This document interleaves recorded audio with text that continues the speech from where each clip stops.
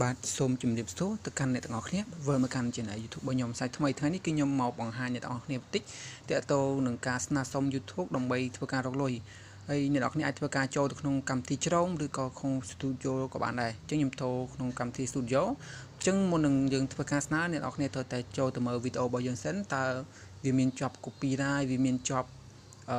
អីអត់ចឹងណាអញ្ចឹងនេះខ្ញុំសូមធ្វើការមើលសិនមកដោយសារ channel នេះខ្ញុំធ្វើ content បែប original អត់មានយកបោះណាគេមកទេអញ្ចឹងយើងមុនស្នើយើងទៅមើលដែរអញ្ចឹងយើងដើម្បីស្នើយើងចុចកន្លែងសញ្ញាដុល្លារបន្តមកទៀតយើងមកចុចកន្លែងប៊ូតុងពាក្យថាស្នើសុំឥឡូវនេះ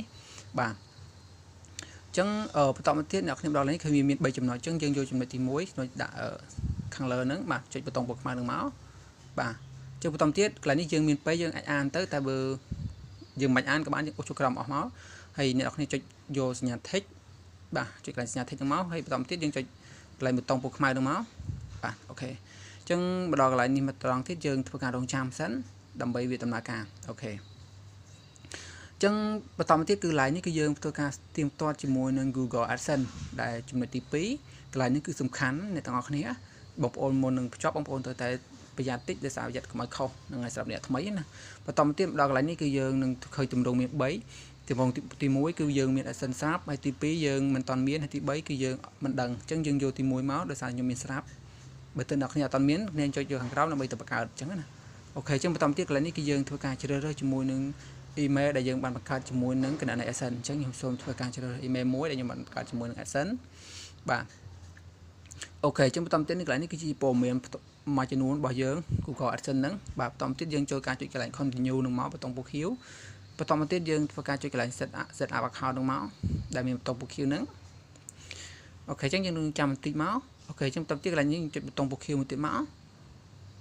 អូខេអញ្ចឹងទៀតគេនឹងផ្ញើ email មកយើងហើយអញ្ចឹងណាអូខេអញ្ចឹងចំណុចទី2គឺយើងស្នើសុំបានរួចរាល់ហើយបាទអញ្ចឹងយើងនៅតែរងចាំជាមួយនឹង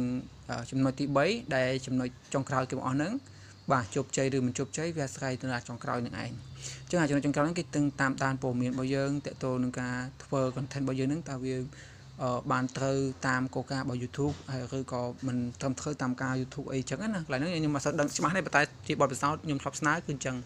ងយើងជៀសវាងមានបញ្ហាយើងត្រូវតែធ្វើ content ណាដែលវា